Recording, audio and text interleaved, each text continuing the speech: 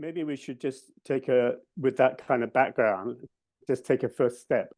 First, I would say, because in my understanding of history, we are in this kind of space we have huge potential of self-agency, but if we don't believe that, or we don't trust it, or whatever, then doom, we create this shadow around us, this kind of doom comes about.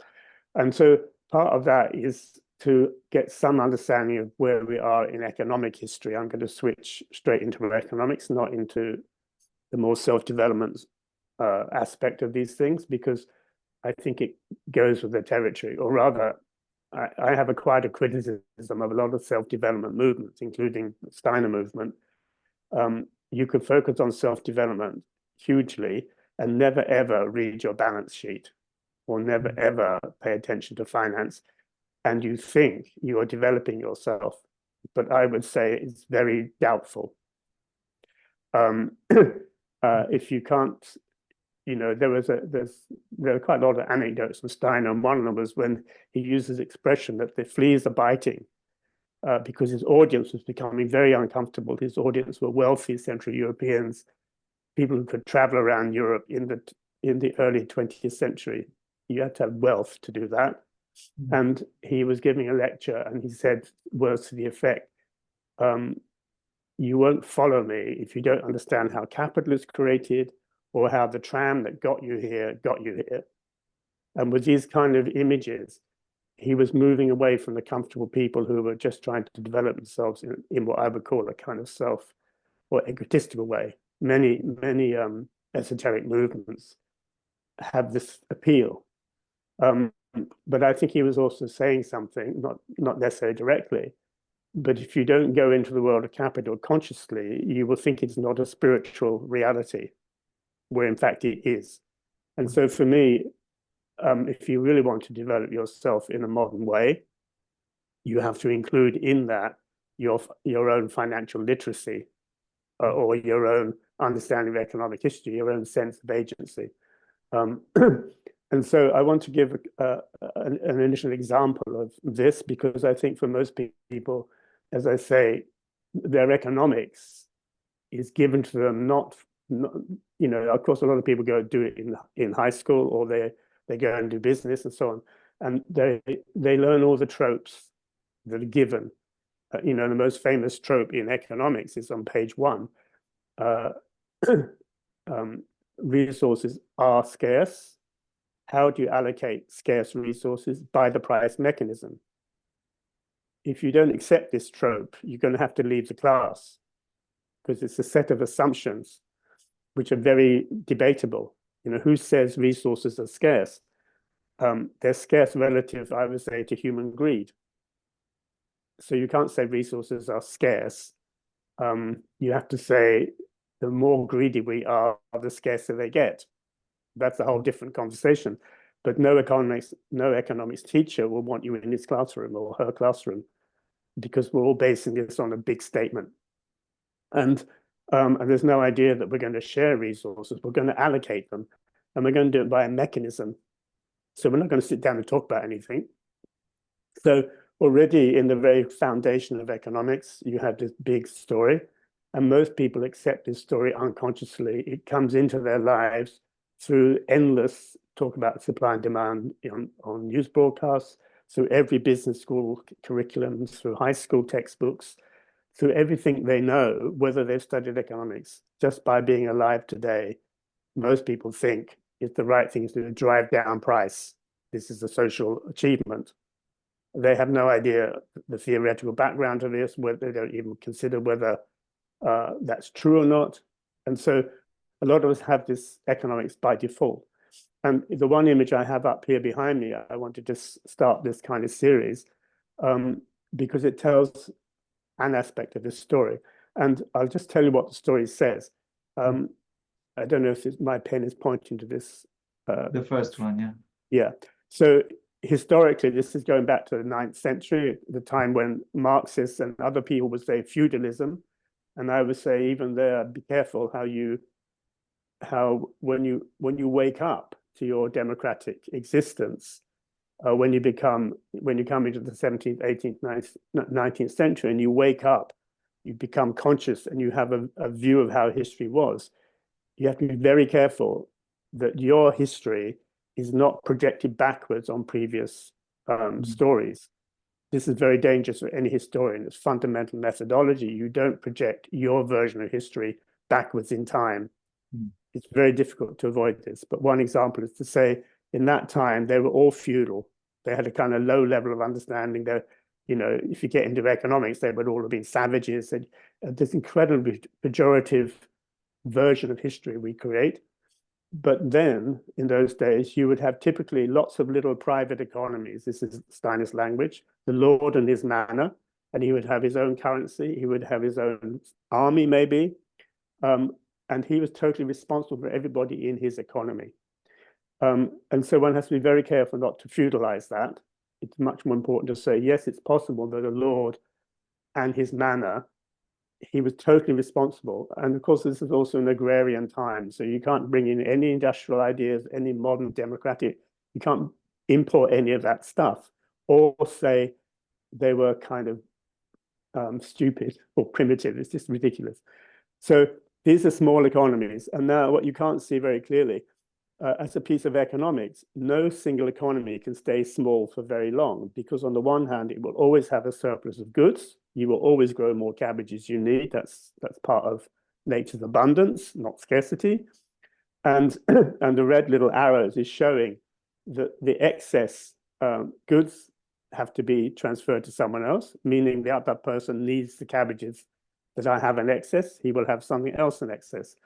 And then there's an orange or a yellow or a golden arrow, which is the kind of net worth or the net wealth also has to be sent somewhere.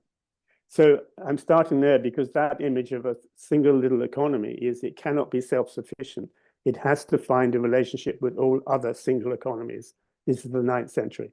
And then Steiner makes a point, which I think you can validate fairly easily in ordinary history. This need to trade, before we analyze where it comes from, it simply was there. And so little economies start to coalesce. And when this is the 9th century, when you come to the Treaty of Westphalia in 1649, I think, you have the beginning in Europe of the differentiation of these not quite tribal areas, but like, where was France? Where was Germany before the Treaty of Westphalia, before there were nations? And with the Treaty of Westphalia, you have the coming into being of nation states, and the nation state includes, you know, these little ones here, they may be in what was then France, and now they all are inside France. I don't know if my finger's getting to the point. Yeah. So this little story goes in here, but now France has to trade with Italy and has a surplus it has to exchange with Spain. So there's always a process going on. These little cells, they just have to coalesce. And now Steiner says, and I think it's important, you come to what I call the grey time. When in the 17th century, these peoples of Europe started to become nation states, it's very important to distinguish that from the economic development.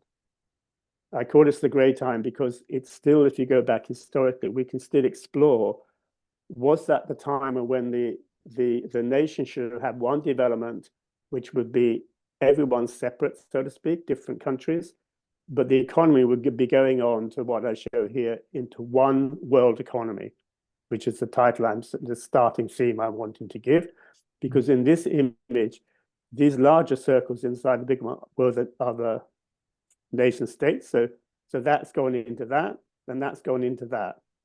And now you have a problem. The process continues. There's far more production than we need. We have surpluses way in excess of what we need. Look at the financial markets. But we have nobody until Elon Musk, until he gets his 100,000 people onto Mars, these arrows have nowhere to go to. So this is the key point. It's a fundamental piece of economics. It's a fundamental piece of epistemology, and it's a fundamental piece of self-development. At this point, until we can find some extraterrestrial trading partner, everything which was going on in a certain way is now going to turn inside out. It has to do so. And I'll just give you one example Steiner gives. In this world, the export of gold, for example, between separate countries was governed by specie flow. we move gold between each other to balance out our balance of payments. So if you owe me this much more money on our trade deficits, then I have to ship you so much gold and so on. And all this came to an end in the First World War because this one world economy had come about.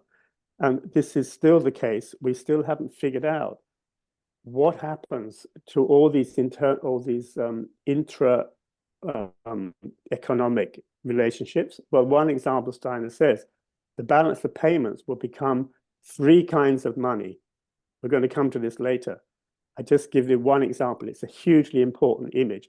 The balance of payments between countries will become the internalizing of money, and how money has three different natures, and they have to find their relationship within the economy, but not outwardly. And this is what I mean by a one world economy. That is the fundamental condition. And it has huge epistemological problems. How do you think in such a world? And I would say, how do you develop yourself in such a world? Because just to throw in, along the way here, when we come into the Grey Time, this is when the nation state is legitimately coming about, but the economic life is kind of already with merchant banks. It's not heading to it's heading to a global situation. That's the power of any merchant bank. Its domicile is the world as a whole. And at this point, you have someone like Adam Smith giving us what you might call the science of how that works, the so-called father of economics. In fact, Aristotle is the father of economics, but let's pretend that Adam Smith is.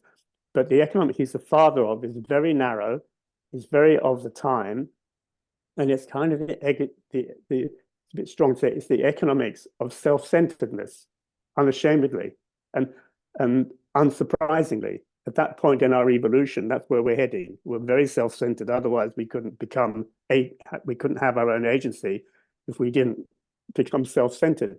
We have to move on from this. But at that point, Adam Smith and all the economics that comes from it is the science of how do you be self-centered. And I don't have a criticism of that, because I also have the question, so what is the science of not being self-centered? What's the economics of not being self-centered? Because if we can identify this part, this is the bit we have to wake up in order to not become doom-laden. The lack of a science of, okay, beyond self-centeredness, there's something else economically. If we can understand this, then the doom clouds disperse. And so the first thing then is to understand that what Rudolf Steiner is trying to say in his economics, and we'll come back to this, I don't know whether on this podcast or later, by the time you get to particularly 1922, time when he gave his lectures, the time when Keynes, the English economist, was writing his book toward a tract on monetary reform, these things go together. When you get to that very specific point in time, we have to have understood that the world economy is one thing, and the nation states have to disconnect themselves from the world economy. And once we understand these kind of situation, and we see it in the phenomena of the times, you can see these things, but the explanation we have of history because of this problem is wrong. So we misdescribe constantly our circumstance. But if we would describe it more precisely, we would see we live in a one world economy that has a huge epistemological challenge, which Steiner in a way is dealing with. But when you interpret this, you have to do it from your, I'm not going to say your higher I, although I just said it, of course, you cannot interpret modern economic life out of self-centeredness. You have to imagine, as an economic being, I have to have a concern for the whole world, even to understand my own place in it. And so that's my main thing. I use this expression one world economy because it comes in Rachel Carlson kind of linguistically.